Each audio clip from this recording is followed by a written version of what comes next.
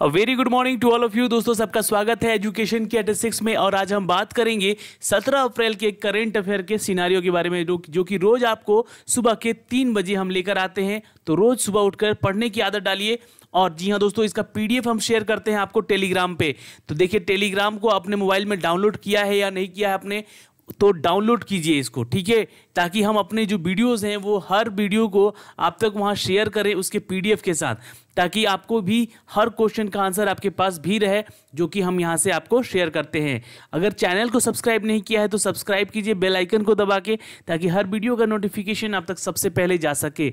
दोस्तों आज हम शुरू करेंगे, उससे पहले आपको एक बात बता दें कि कोई भी क्वेश्चन को याद करने से पहले, देखिए, किसी भी क्वेश्चन को याद करने से एक अच्छा तरीका है या तो उसको नोट कॉपी पे नोट करते रहें, या तो फिर उसको अपने नीचे कमेंट बॉक्स में कमेंट आंसर कीजिए, ठीक है। और एक तरीका है कि जब भी ये वीडियो आप देख रहे हैं, इस वीडियो को देखने के बाद उसका पीडीएफ एक बार अच्छे से पढ़ लीजिए, वो क्वेश्चन आपको हमेशा के लिए याद रह सकेगा, ठीक है। तो चलिए अब हम शुरुआत करते हैं इस क्यूज की, जो कि आज का पहला सवाल है आपके सामने ये रहा। सूचना एवं प्रसारण मंत्रालय के नए प्रस्ताव के मुताबिक दर्शकों को सही संख्या का पता लगाने के लिए किस उपकरण में चिप लगाई जाएगी? तो देखिए, ये एक बहुत ही अच्छा सवाल है और ये सूचना और प्रसारण मंत्रालय के द्वारा एक जारी किया गया है कि अब आपके इन 4 में से किसी एक उपकरण में, किसी एक टेक्नोलॉजी में वो चिप लगाई जाएगी, जिससे कि आपको सही पता लग सकेगा कि कितने आप अपने मुताबिक चैनल को देख रहे हैं या नहीं देख रहे हैं। तो आंसर यहाँ पे है ए, आंसर है टेलीविज़न।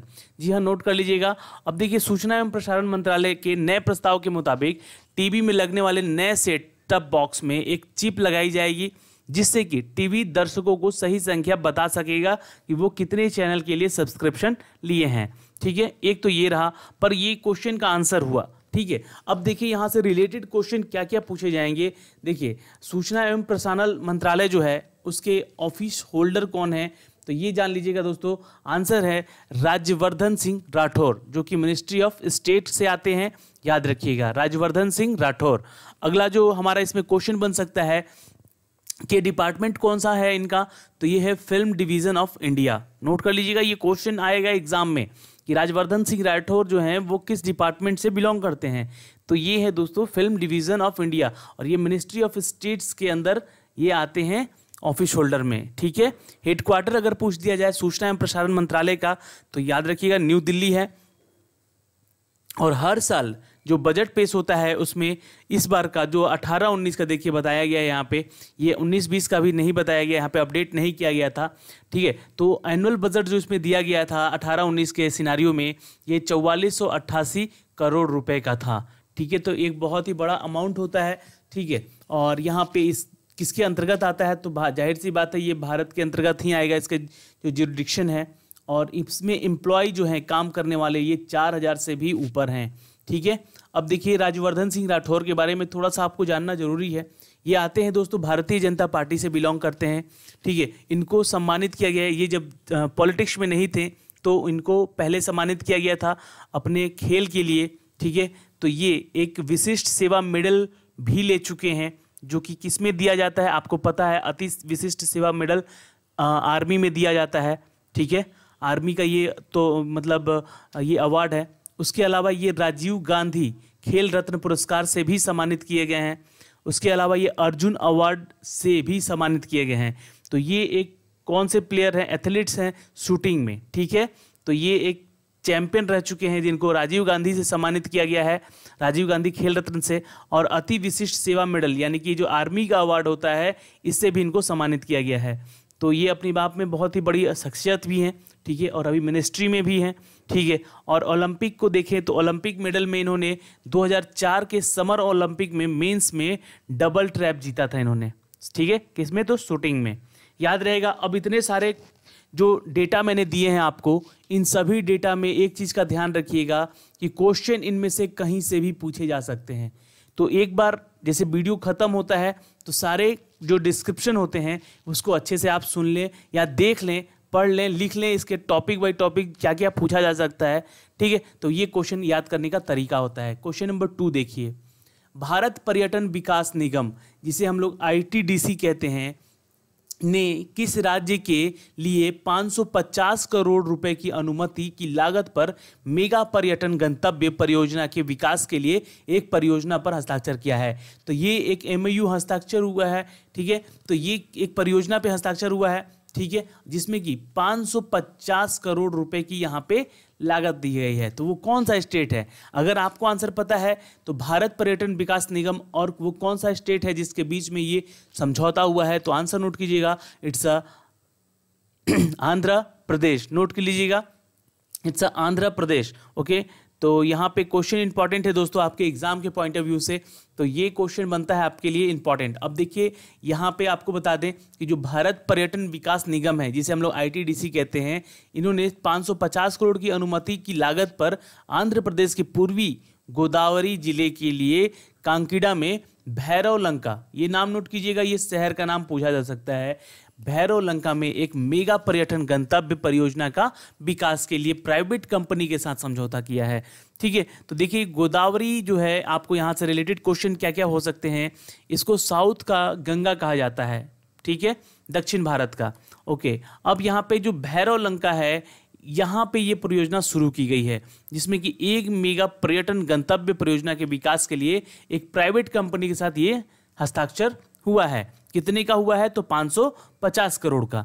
ये याद रहेगा किसका हुआ है? तो आईटीडीसी का और आंध्र प्रदेश सरकार का, ठीक है। देखिए अब यहाँ पे ये जो आईटीडीसी है, ये इसके बारे में थोड़ा सा जान लीजिए, क्योंकि क्वेश्चन जीके में और जीए में बहुत ज़्यादा फर्क नहीं होता है। ये क्वेश्चन आपसे अगर देखिए 2017 से भी क्वेश्चन एग्जाम में पूछा जा रहा है, तो वो करंट अफेयर में ही आते हैं। तो इन सब चीज़ों का ध्यान रखिएगा, एक छोटी छोटी चीज़ों, छोटी छोटी बातों का, ठीक है। तब देखिए आईटीडीसी है क्या? The Indian tourism development corporation of hospitality, ठीक है, ये है इसका full form, the Indian tourism development corporation. तो ये पूछ सकता है एग्जाम में, ठीक है। तो जनरली बैंकिंग के सेक्टर में पूछता है। तो ये एक क्या है? तो ये एक तरह का एक कह सकते हैं इसको, एक फंक्शन है जो कि कार्य करता है, ठीक है, किसमें? तो रिटेल में, एजुकेशन में, ठीक है, और ये गवर्नमेंट ऑफ इंडिया के तहत कार्यरत है, ठीक है, under the minister of tourism established 1966। ये 1966 से इंडियन गवर्नमेंट के तहत ये कार्यरत हो रहा है, ठीक है। It's on over the 70 properties under the Ashok group. देखिए ये जो अशोक ग्रुप है, ये इसके अंतर्गत 17 ऐसे प्रॉपर्टीज हैं, ठीक है, जो कि कार्यरत हैं। तो ये होटल है इसका, ठीक है, अक्रॉस इंडिया में, किसका? तो अशोक ग्रुप का।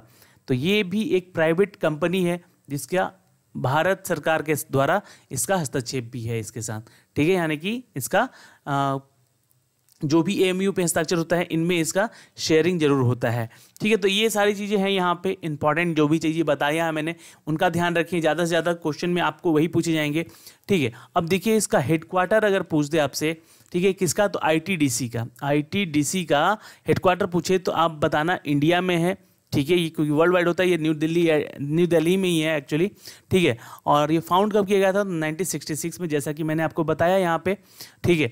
और इसकी सब्सिडरीज जो कंपनीज हैं, इसके अलावा पंजाब अशोक होटल कंपनी, जो कि ऑल ओवर इंडिया, यहाँ पे लिखा है ना, अक्रॉस इंडिया इसकी सारी होटल्स हैं, ठीक है। तो ये जो चीज़ें हैं यहाँ पे आपसे पूछे जाएंगे दोस्तों, ठीक है। क्वेश्चन नंबर 3 देखते हैं दोस्तों।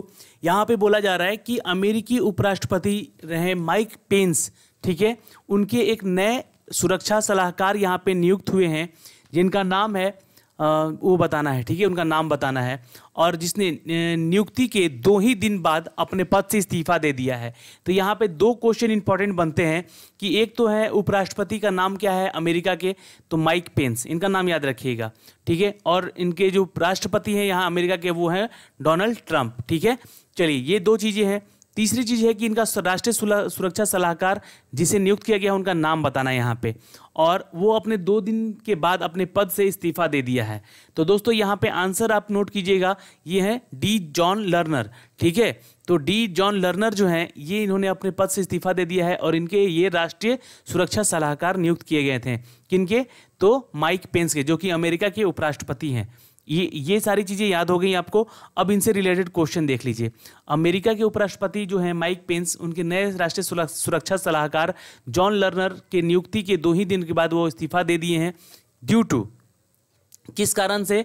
तो कुछ रिपोर्ट हुए थे जहां पे उनको टेंशन हुआ था व्हाइट हाउस में, तो इन्होंने अपने अपॉइंटमेंट को यहाँ पे रद्द किया है और इस पोजीशन से इस्तीफा देने का फैसला किया था।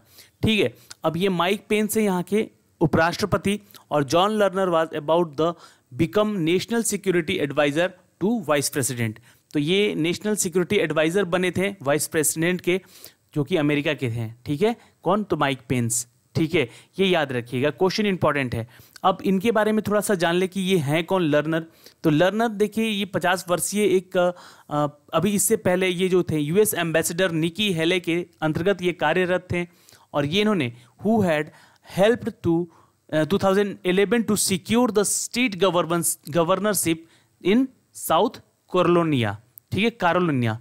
तो ये क्वेश्चन इंपॉर्टेंट है, साउथ कैरोलिना में ये जो हैं अब इससे पहले कार्यरत भी थे, और वहाँ क्या करते थे? तो अपने गवर्नरशिप को यहाँ फॉलो करते थे ये। ठीक है, तो ये क्वेश्चन याद रखिएगा कि कहाँ कहाँ इन्होंने काम किया है। 50 वर्षीय हैं कौन? जॉन लर्नर, और ये इससे पहले यूएस एम्बेसडर निकी हेले के लिए कार्य करते थे उनके यूएन में। ठीक है, यूनाइटेड नेशन में। ओके, अब यहाँ से उनको बनाया गया था वाइस प्रेसिडेंट का सलाहकार, सुरक्षा सलाहकार, जिसके लिए उन्होंने 2 दिन के बाद ही इस पोस्ट से इस्तीफा दे दिया है। ठीक है, अब देखिए क्वेश्चन यहाँ पे और क्या बन सकता है, अमेरिका से रिलेटेड है, तो यहाँ पे अमेरिका का राष्ट्रपति का नाम और कैपिटल पूछ सकता है आपसे। तो डोनाल्ड ट्रंप है इसके राष्ट्रपति, और वाशिंगटन डीसी है इसका कैपिटल। ठीक है, जनसंख्या की बात कर ले तो 32.72 करोड़ की जनसंख्या है अभी अमेरिका की। ठीक है, अगला क्वेश्चन देखते हैं दोस्तों। क्वेश्चन नंबर 4 क्या कहता है? प्रधानमंत्री नरेंद्र मोदी अपने 6 दिवसीय यूरोप यात्रा के दौरान पहले किस देश में जा रहे हैं? तो देखिए, अभी इनका 6 दिन का यूरोप यात्रा है। ठीक है, किसका? तो प्रधानमंत्री मोदी का। तो ये अभी सबसे पहला जो कंट्री का है वो कौन से कंट्री का दौरा करने वाले हैं? तो आंसर नोट कीजिएगा दोस्तों, इट्स अ सी, स्वीडन। ठीक है, नोट कर लीजिएगा स्वीडन। अब देखिए स्वीडन से रिलेटेड यहाँ पे अब मोदी जी जा रहे हैं, तो जो कुछ इंपॉर्टेंट टॉपिक पे बातें होंगी जो कि मैं आपको अगले करंट अफेयर्स में शेयर जरूर करूँगा। तो वीडियोस को देखना बिल्कुल मत भूलिएगा, और जो सुबह उठ के पढ़ लेता है क्यूज, उनके लिए सबसे बेस्ट होता है ये सारे के सारे क्यूज। तो ध्यान से देखिएगा पूरे वीडियो को। ठीक है, और सारे क्वेश्चन पे अपना एक पहलू भी रखिएगा कि कैसे इसको याद किया जाए। ओके, स्वीडन है यहाँ पे आंसर, जहाँ पे सबसे पहले दौरे पे जाएंगे यूरोप में। तो यहाँ से रिलेटेड क्वेश्चन देखिए क्या क्या बन सकता है। तो देखिए स्वीडन और ब्रिटेन का दौरा है इनका 6 दिन का टोटल। ओके, अब यहाँ स्वीडन का जो कैपिटल है ये पूछ सकता है, तो स्टॉकहोल्म। ठीक है, स्टॉकहोल्म है यहाँ का कैपिटल। करेंसी यहाँ के स्वीडिशी करोना है। ठीक है, याद रखिएगा। और जो करेंट में अभी यहाँ के प्राइम मिनिस्टर हैं उनका नाम है स्टीफन लोफेन। ठीक है, याद रखिएगा स्टीफन लोफेन। और यहाँ पे हम बात कर ले ब्रिटेन की, तो देखिए ब्रिटेन की जो करेंसी है उसको हम लोग पाउंड कहते हैं, पाउंड स्टर्लिंग। ठीक है, और कैपिटल है लंदन, और यहाँ पे प्राइम मिनिस्टर हैं दोस्तों थेरेसा मे। ठीक है, थेरेसा मे है यहाँ के प्राइम मिनिस्टर अभी। ठीक है, और पॉपुलेशन देखिए ये तो बहुत कम पूछता है, पर फिर भी आप नोट कर लीजिए 6.6 करोड़ है, जो कि 2017 के जनगणना के अनुसार है। ओके, अब यहाँ पे हम बात करेंगे दोस्तों नेक्स्ट क्वेश्चन की। राज्यों के बीच आपसी माल परिवहन के लिए बनाई गई किस प्रणाली को हाल ही में 5 राज्यों ने आरंभ किया है?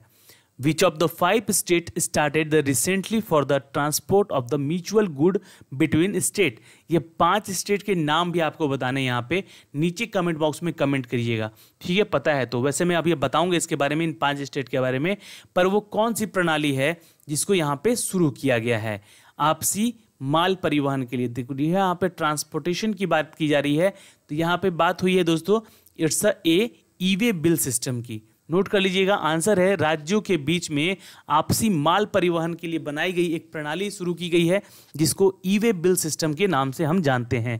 ठीक है, अब देखिए यहाँ पे ई वे बिल सिस्टम क्या है इसके बारे में जान लीजिए कि E way bill system is the short form of the electronic way bill. इसका फुल फॉर्म पूछा जा सकता है एग्जाम में ई वे बिल का, तो इलेक्ट्रॉनिक वे बिल।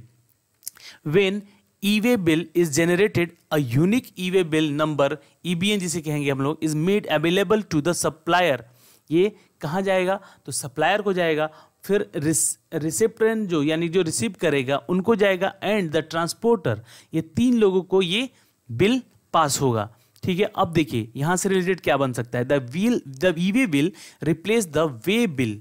ठीक है, ये वे बिल को रिप्लेस किया गया है ई वे बिल से।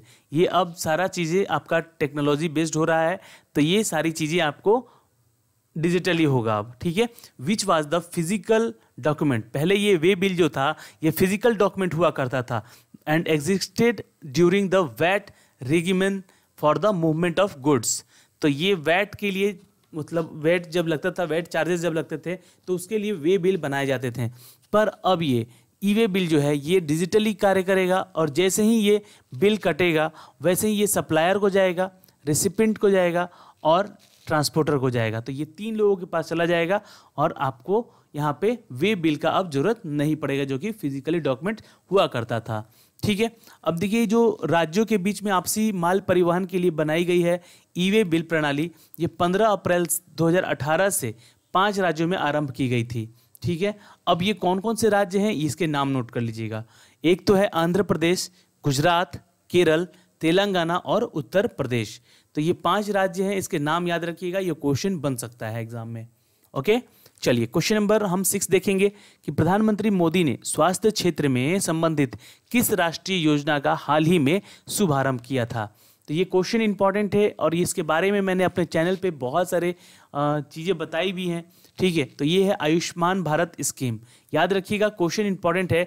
आयुष्मान भारत स्कीम के जरिए बहुत सारे जॉब वैकेंसी भी निकले हुए थे उस समय जब इसके बारे में मोदी जी ने लॉन्च किया था इसको। ठीक है, तो ये ज़्यादा पूरे, मतलब कह सकता हूँ पूरे भारत में इसकी जॉब वैकेंसी नहीं हो पाई है, अभी भी इसमें काम चल रहा है। तो जैसे जैसे वैकेंसी आएगी मैं उसके बारे में भी डिटेल बताऊंगा आप लोगों को। पर आयुष्मान भारत जो स्कीम है वो सबसे ज़्यादा अगर देखा जाए तो छत्तीसगढ़ में कार्यरत हुआ है इसके लिए, और मध्य प्रदेश में। ठीक है, और छत्तीसगढ़ में इसमें जॉब भी बहुत सारे लोगों को लगी है। और इसके लिए जो स्कीम है इसके बारे में थोड़ा सा आप जानकारी ले लें, क्योंकि ये चीज़ पूछ सकता है एग्जाम में।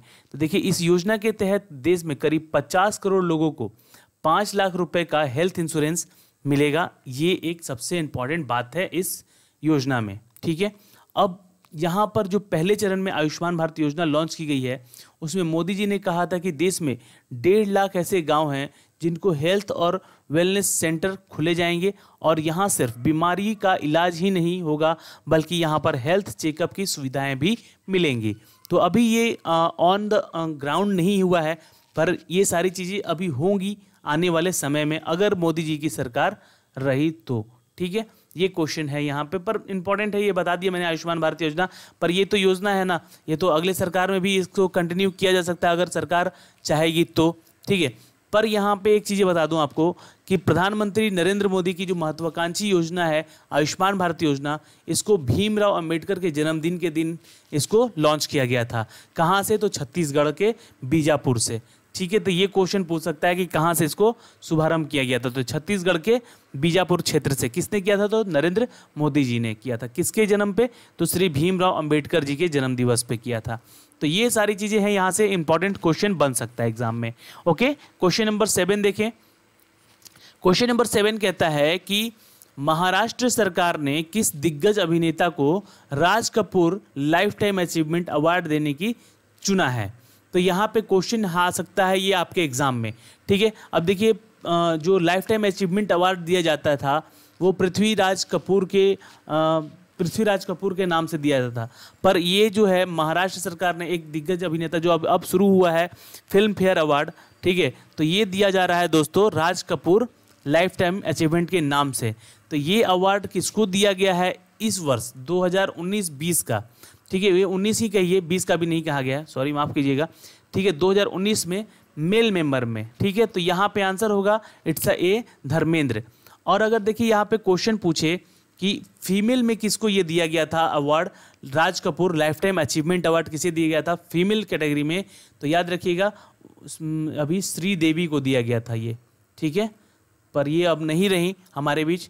ठीक है, और अगर हम बात करें 2017 की, तो ये क्वेश्चन देखिए बन सकता है, उसमें मिला था किसको? तो शत्रुघ्न सिन्हा को मिला था, जो कि एक अच्छे कलाकार भी हैं। ठीक है, और 2018 के अगर मेल मेंबर की बात की जाए तो यहाँ मिला था दोस्तों बप्पी लहरी को। ठीक है, तो ये क्वेश्चन लिख लीजिएगा, इंपॉर्टेंट है। ठीक है, ये पूछा जा सकता है 2017 में मिला था शत्रुघ्न सिन्हा को, 18 में बप्पी लहरी को और 19 में धर्मेंद्र को मिला है। ठीक है, तो ये लाइफ टाइम अवार्ड जो है आपको फिल्म फेयर अवार्ड के समय दिया जाएगा, Raj Kapoor lifetime achievement award. ठीक है, अब देखिए यहाँ से क्वेश्चन इंपॉर्टेंट क्या क्या बन सकता है आपके लिए। मैंने तो बाकी सारी चीज़ें इंपॉर्टेंट जो थी बता दी है यहाँ पे, पर ये प्रेजेंटेड बाय जो होगा अवार्ड, ये फिल्म फेयर के जरिए होगा। इंडिया में इसको सेलिब्रेट किया जाता है इस अवार्ड सेक्शन को, और कैटेगरी जो है दोस्तों ये फिल्म फेयर अवार्ड का ही है। और ये बेस्ट सपोर्टिंग जो पीपल इसमें हैं, बहुत सारे अवार्ड देते हैं। बेस्ट सपोर्टिंग है, एक्टर है, एक्ट्रेस है, डायरेक्टर है, बहुत सारे अवार्ड दिए जाते हैं फिल्म फेयर अवार्ड में। ठीक है, तो मोस्ट इंपॉर्टेंट चीज़ है यहाँ पे जो कि मैंने बताया आपको, 2017 में किसको मिला, शत्रुघ्न सिन्हा को, 2018 में बप्पी लहरी को, 2019 में धर्मेंद्र को और श्रीदेवी को। ठीक है, फीमेल में श्रीदेवी को मिला है। तो महाराष्ट्र सरकार ने इस दिग्गज अभिनेता धर्मेंद्र को Raj Kapoor lifetime achievement देने का फैसला किया है। ठीक है, तो ये याद रहेगा आपको, यहाँ पे क्वेश्चन इंपॉर्टेंट है आपके लिए, तो बन सकता है एग्जाम में। चलिए क्वेश्चन नंबर 8 का आंसर कीजिएगा। कौन सा कॉमनवेल्थ गेम से टेबल टेनिस के एकल सिंगल में स्वर्ण पदक जीतने वाली पहली भारतीय महिला खिलाड़ी बन गई हैं? तो ये क्वेश्चन आता है इंपॉर्टेंट दोस्तों, ये बहुत ही इंपॉर्टेंट क्वेश्चन है, तो याद रखिएगा ये क्वेश्चन आता है आपके एग्जाम के पॉइंट ऑफ व्यू से अभी। ठीक है, तो यहाँ पे क्वेश्चन है कि कौन कॉमनवेल्थ गेम में टेबल टेनिस के सिंगल में स्वर्ण पदक जीतने वाली पहली भारतीय महिला खिलाड़ी बन गई हैं? तो आंसर नोट कीजिएगा, इट्स मनिका बत्रा। ठीक है, आंसर ए है यहाँ पे। ठीक है, आंसर ए है, नोट कर लीजिएगा, मनिका बत्रा। ओके, अब मनिका बत्रा कौन है? तो भारत की महिला एकल टेबल टेनिस खिलाड़ी हैं ये मनिका बत्रा, जो कि 14 अप्रैल 2018 को ही 21वें राष्ट्रमंडल खेलों में स्वर्ण पदक जीता है। ठीक है, मनिका बत्रा ने फाइनल में मुकाबले में सिंगापुर को मेंग्यू को 4-0 से हराया भी था, जिसके चलते इनको अभी स्वर्ण पदक दिया जा रहा है इस साल। ठीक है, तो याद रखिएगा क्वेश्चन इंपॉर्टेंट है। और ये Arjun award for table tennis भी ले चुकी हैं। अर्जुन अवार्ड दिया जाता है खेल पुरस्कार के लिए। ठीक है, याद रखिएगा खेल पुरस्कार में अर्जुन अवार्ड दिया जाता है। ओके, तो यहाँ से क्वेश्चन बन सकता है। और ओलंपिक में भी खेल चुकी हैं टेबल टेनिस, 2018 के एशियन गेम में ये मिक्स्ड डबल्स में भी खेल चुकी हैं। ठीक है, तो ये क्वेश्चन बनता है यहाँ से, इनके 21वें राष्ट्रमंडल के खेलों में इनको स्वर्ण पदक विजेता घोषित हुई है 4-0 से जीत कर, तो इनको ये खेल रत्न पुरस्कार में मिला है स्वर्ण पदक। चलिए क्वेश्चन नंबर 9 है दोस्तों कि भारत के निम्न में से किस शहर में इंडियन मोबाइल कांग्रेस 2018 का दूसरा संस्करण आयोजित किया जा रहा है? तो ये दूसरा संस्करण आयोजित किया जा रहा है दोस्तों, आपको बता दें कि आंसर है दोस्तों 60 न्यू दिल्ली में। ठीक है, ये इंडियन मोबाइल कांग्रेस 2018 का दूसरा संस्करण आयोजित किया जा रहा है, और ये कहाँ हो रहा है? तो न्यू दिल्ली में। नोट कर लीजिएगा, इंपॉर्टेंट है क्वेश्चन, यहाँ से बनता है एग्जाम में। और जो कि सूचना एवं संचार प्रौद्योगिकी भारतीय टेलीकॉम उद्योग पर आधारित इन क्षेत्रों में जुड़े हितधारकों को एक मंच प्रदान करने वाली दूसरी मोबाइल कांग्रेस जो सेकंड मोबाइल कांग्रेस अधिवेशन हो रहा है, जो कि 25 से 27 अक्टूबर तक के बीच हुआ है ये। ठीक है, याद रखिएगा, और ये दिल्ली में आयोजित किया गया था। ठीक है, यहाँ पे थोड़ा सा हिंदी मिस्टेक है, किया जाएगा लिखा हुआ, ये चीज़ें हैं आपको हुई हैं। ठीक है, तो ये याद रखिएगा, क्वेश्चन पूछ सकता है कि सेकंड मोबाइल कांग्रेस जो हुआ है अधिवेशन, ये कहाँ हुआ है? तो याद रखिएगा ये हुआ है न्यू दिल्ली में, और ये 2018 25 से लेकर 27 अक्टूबर तक के बीच ये कार्यक्रम हुआ था। ठीक है, अब देखिए ये इसके बारे में ICT के बारे में थोड़ा सा पढ़ लीजिए यहाँ पे कि ये क्या है, सूचना और संचार प्रौद्योगिकी जो है, और इसके बारे में मैंने पहले क्वेश्चन में भी बताया अभी आपको। ओके, तो क्वेश्चन सारे इंपॉर्टेंट है, याद रखिएगा, आ सकता है एग्जाम में यहाँ से। ठीक है, और संचार मंत्री अभी कौन है हमारे? तो रविशंकर प्रसाद हैं। ठीक है, याद रखिएगा, ये क्वेश्चन इंपॉर्टेंट है, यहाँ से बनता है एग्जाम में। ओके, चलिए क्वेश्चन नंबर 10 देखिए, किस देश ने शून्य कार्बन अर्थव्यवस्था की ओर बढ़ने के लिए सभी नए अपतटीय तेल खोज पर प्रतिबंध लगाने का घोषणा कर दिया है? तो आंसर है दोस्तों, इट्स ए न्यूजीलैंड। जी हाँ, न्यूजीलैंड ने शून्य कार्बन यानी कि जीरो कार्बन के ऊपर अर्थव्यवस्था की ओर बढ़ने वाले के लिए नए अपतटीय यानी कि towards the zero carbon economy को यहाँ पे बैन किया है इन्होंने। किसने? तो न्यूजीलैंड ने। ओके, तो अब न्यूजीलैंड से रिलेटेड है क्वेश्चन, तो यहाँ पे न्यूजीलैंड का क्वेश्चन बन सकता है कि इसका कैपिटल पूछ सकता है आपसे, तो वेलिंगटन, और प्राइम मिनिस्टर हैं जैकिंडा एरेडन, और पॉपुलेशन है 47.9 लैक्स, जो कि 2017 के अनुसार है। और करेंसी यहाँ पे डॉलर है, जो कि न्यूजीलैंड डॉलर कहलाता है। तो दोस्तों ये सारे के सारे क्वेश्चन आज जितने भी थे, और एक क्वेश्चन है यार, सॉरी माफ़ कीजिएगा, है ना, किस देश ने 700 किलोमीटर रेंज वाली बाबर मिसाइल का सफल परीक्षण किया था? तो ये क्वेश्चन देखिए इंपॉर्टेंट है, ये बता दूं आपको, 700 किलोमीटर रेंज वाली बाबर मिसाइल का सफल परीक्षण इन्होंने किया था, तो पाकिस्तान ने किया था। याद रखिएगा, ये क्वेश्चन बहुत इंपॉर्टेंट है और पूछा भी जा चुका है एग्जाम में एक बार। ठीक है, तो आंसर है यहाँ पे ये पाकिस्तान, और जो कि 700 किलोमीटर की रेंज तक जमीन पर और समुद्र पर लक्ष्य करने वाला ये एक मिसाइल है, जो कि स्वदेशी क्रूज मिसाइल है। ठीक है, याद रखिएगा। और दोस्तों यहाँ पे पाकिस्तान की राजधानी पूछेगा अगर, तो इस्लामाबाद। प्राइम मिनिस्टर अभी इमरान खान है और प्रेसिडेंट अभी आरिफ अलवी हैं यहाँ के। ओके, चलिए, तो ये क्वेश्चन सारे इंपॉर्टेंट बनते हैं यहाँ से। करेंसी यहाँ की है रुपी, ठीक है, जो कि पाकिस्तानी रुपी होती है। ठीक है, चलिए, धन्यवाद दोस्तों आज के इस वीडियो के लिए। आप हमारे साथ बने रहें और क्यूज में बने रहें, और जितने भी क्वेश्चन हैं, देखिए मैं आपको बोलता रहता हूँ बार बार कि 2017 से लेकर 2018 और 2019 के अब तक, यानी अप्रैल तक के जितने भी क्वेश्चन हैं करेंट अफेयर्स के, वो पढ़ जाइए, क्योंकि अभी अभी जो रेलवे का एग्ज़ाम हुआ था ग्रुप डी का और एएलपी का, उसमें आपको 2017 के भी करंट अफेयर पूछे गए थे और 2018 के भी पूछे गए थे। तो मैं आपको बोलूँगा कि एटलीस्ट एक साल का, कंप्लीट एक साल का करंट अफेयर तैयार रखिए। मैंने आपको अभी पिछले 4 महीने का करंट अफेयर दिया भी है, जिसका PDF मैंने टेलीग्राम पे शेयर भी किया है, जो कि जनवरी से लेकर अप्रैल तक का 2019 का सारा करंट अफेयर वन लाइनर दिया है। तो ये सारे क्वेश्चन और प्लस में जो 2018 का पूरा करंट अफेयर है उसको पढ़ जाइए, ताकि आपके एग्ज़ाम में कहीं से भी करंट अफेयर पूछे, कुछ भी पूछे, आपको ध्यान रहना चाहिए। चलिए, तो आज की यहाँ पे हम समाप्ति करते हैं, और आप कल से एकदम इसी टाइम पे बन जाइएगा, और आप भी अटेंड कीजिए क्यूज़ को और PDF को डाउनलोड कीजिए टेलीग्राम से जाके। ठीक है, बाय बाय, टेक केयर, ध्यान रखिएगा अपना।